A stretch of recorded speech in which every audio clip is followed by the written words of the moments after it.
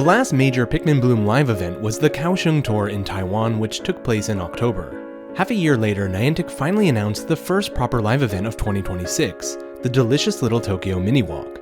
With some physical goodies to get, a spot challenge mission to do, and 7 total special spots to swipe, one of which gave a very special decor, there was a little something for everyone. It's now time to follow the Pikmin and the flavor to Little Tokyo. Let's move over to Johnny and Gianni to hear what this event was all about.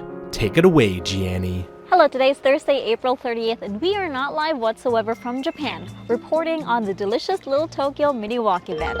That must mean that we're in Tokyo right now, right? Well, surprisingly, no. Despite the name, Little Tokyo is actually a district in downtown Los Angeles. Well, that means that California's lucked out yet again. First it was the San Diego Zoo, then it was Union Square in Bloom, and now Little Tokyo marks the 3rd ever mini walk for California. A mini walk is a free-to-attend Pikmin Bloom event, on the smaller side, as the name suggests. And this is where Niantic will team up with a local festival or event, and this time they're teaming up with none other than the Little Tokyo Community Council. Every year they organize and host the delicious Little Tokyo event, and according to the official blog, is what exactly? Well, Delicious Little Tokyo is a neighborhood-wide celebration of the vibrant food culture in LA's historic Little Tokyo district. From beloved local eateries to special culinary experiences, the event invites visitors to explore bold flavors and longtime favorites while enjoying free activities, hands-on workshops, and guided tours led by the Little Tokyo Historical Society. Aw man, you're making me hungry already! And this mini walk runs from April 18th all the way until April 30th, meaning today is the last day of the event. They're probably packing up right now and this is it. As you can see, unfortunately, we were not able to attend in person this time, but a big shout out to everyone that you're seeing appear on screen right now who did get to go in person, and they sent us some videos and pictures of the event, and this video would not have been possible without your support. You know what that means? We don't need these guys. It's time for Glowy Boy to lead us once again as we revisit sunny California. Let's go! Let's go!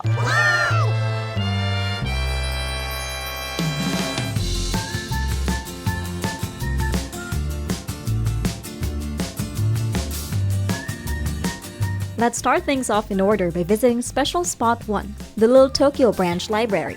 Swiping the special spot here, players were able to get a gold ceiling for a tiny book keychain decor. Unlike at some previous mini-walks, the color of Pikmin was completely random this time, even if the map shows specific Pikmin types for each decor. This library is not only beautiful on the outside, but it regularly hosts a plethora of Japanese cultural experiences, from origami to Japanese conversation practice, manga reading, and Japanese story time too. It's pretty evident why they call this area Little Tokyo.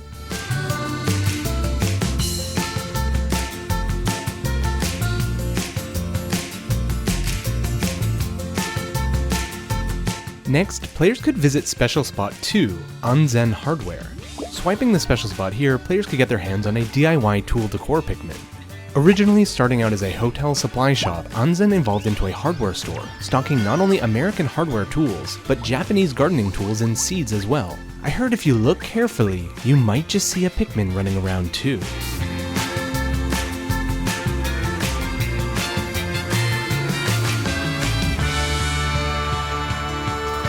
At Special Spot 3, Koraku Japanese Ramen and Grill, players could get a ramen keychain decor Pikmin. Inside, you can fill up on so many different types of dishes, from chicken or pork cutlets, takoyaki, fried shrimp, grilled squid, and of course a huge selection of ramen. It's a great little place for participants to have some lunch before heading to the next special spot.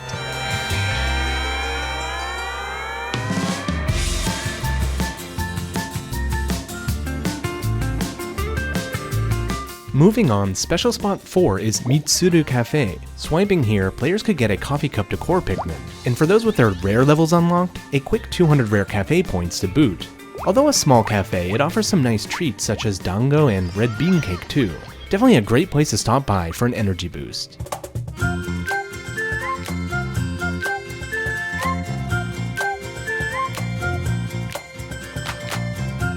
Special Spot 5 was Little Tokyo Arts District Station. Swiping the special spot here gave players a station Pikmin.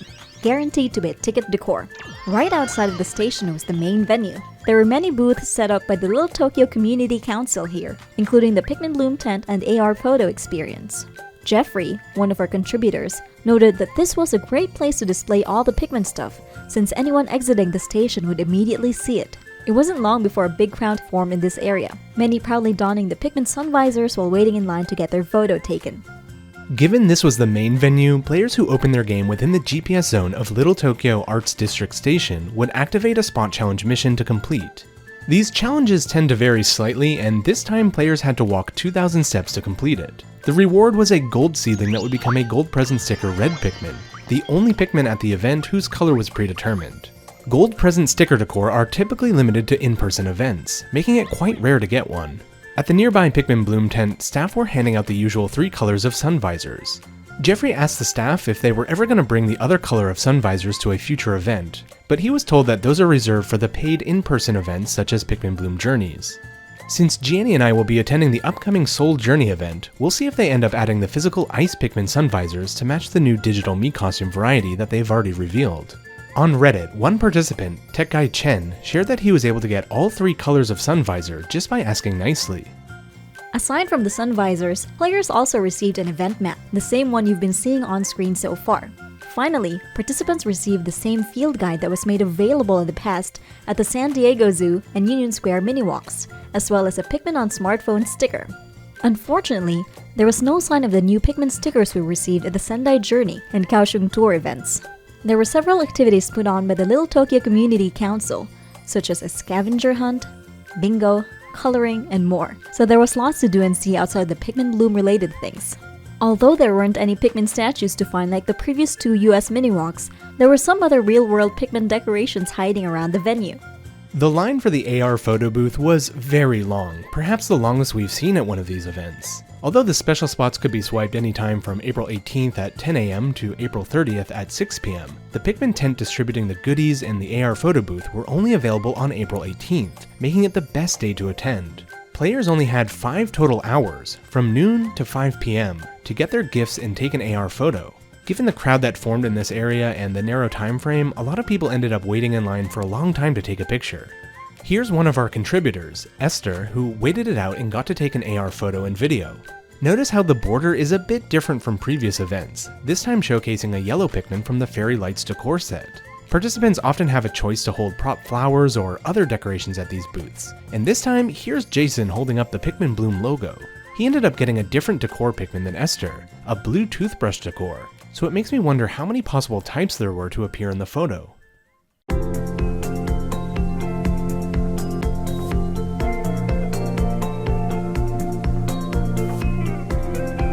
Heading over to Special Spot 6, players found themselves at a restaurant called Sushi Gen.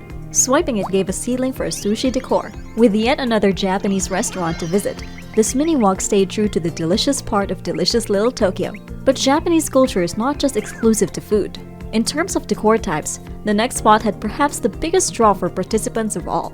For the very first time in the game's history, Fortune Decor made its way to the US. This exciting news was actually published by the Little Tokyo Community Council themselves in a short video made to promote the event. Jeffrey was able to speak with Mike, the man who appears in the video, and they talked a little bit about the game and the mini-walk. What makes Fortune Decor so rare is that they're region-locked to Japan at locations with shrines or temples. Very occasionally, Fortune Decor make their way abroad at live events like this one.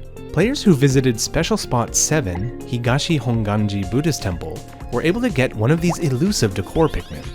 With 7 Pikmin colors and 5 levels of luck, there are 35 total Pikmin to collect in this set. This Pikmin could result in any color and any level of luck at random, meaning it could become any of the 35 decor in the set. It seemed like the gate remained closed to the temple itself, so players could only appreciate its beauty from the outside. According to the official blog, the 7 special spots would refresh weekly, meaning it was possible to get a maximum of 2 gold seedlings per special spot across the event's duration, so long as the player swiped them with a week in between. And yes, the exact time does matter here. While in the past, special spots have refreshed at midnight, lately they have been accurate down to the minute of your previous swipe. Since a player needed to wait exactly 168 hours from their initial swipe, that means a player would have needed to first swipe before April 23rd at 6 p.m. at the latest to have enough time for the refresh to take place. This refresh didn't impact the spot challenge, so at most, a player could get 15 total decor Pikmin from this mini-walk. This refresh was most useful for getting one additional fortune decor. Even if the player could only get a maximum of 2 fortune decor from this event, and that hardly puts a dent in the full 35 Pikmin collection, it's certainly better than nothing. Before this event, Jeffrey had received 4 fortune decor which were bundled with 4 different kimono Mii costumes, and had visited Japan when he was able to get 1 additional Pikmin from the set, bringing his total to 5 out of 35 collected. While his first fortune Pikmin of Delicious Little Tokyo ended up being a brand new one, his second fortune decor ended up being a duplicate of one he already received from a kimono purchase. This is terribly unlucky considering there are still 29 unique Pikmin he needs from this set. Niantic should really guarantee Pikmin distributed at these live events will be brand new ones for the player, considering the effort it takes to attend. As of the version 142 update, an event logo now appears above each special spot depending on what event it originates from, which is useful when multiple events overlap with each other. In addition, a checkmark is now applied when you have already claimed the reward from that spot, making it more obvious when they have refreshed and can be swiped again. Finally, any player who swiped at least one special spot at any point up through April 30th would receive an event patch following the daily lookback of the day that they visited. This time it featured the winged Pikmin. As usual, tapping it shows the details of the event, such as all the special spots you swiped, your life log entry, all the postcards and Pikmin you collected that day, as one more beautiful memento of your participation. And that just about covers everything that happened at the Delicious Little Tokyo mini walk. Yeah, it's nice that the players in the US were finally able to get the fortune decor Pikmin. Unfortunately, I think a max of 2 out of the 35 isn't really fair, is it? Yeah, agreed. Especially considering poor Jeffrey ended up getting a duplicate. I hope in the future they'll let players get even more fortune decor at events like this, due to the sheer number of them to collect. Better yet, this decor is old enough now that I really think it should debut in some kind of global event and have anyone anywhere in the world the chance to get it. That way it would actually be fair to everyone.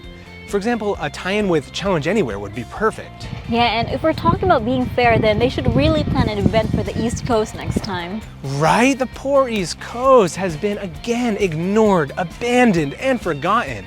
I understand that California is a really big state, but 3 events back to back while ignoring the rest of the US is really quite a shame. I think if they had an event in Chicago, New York, or elsewhere, it would also draw in a lot of players.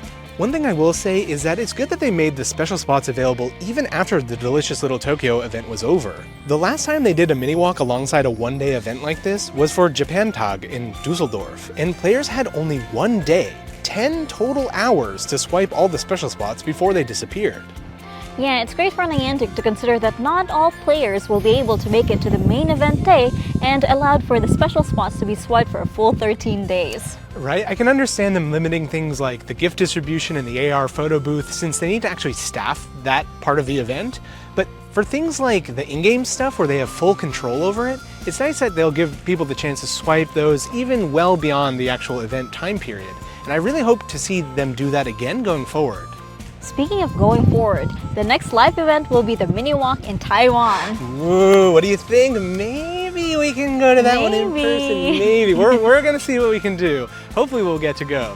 But thank you so much for coming along with us today for the Delicious Little Tokyo mini walk event. And as always, we'll see you again at the next one. See you!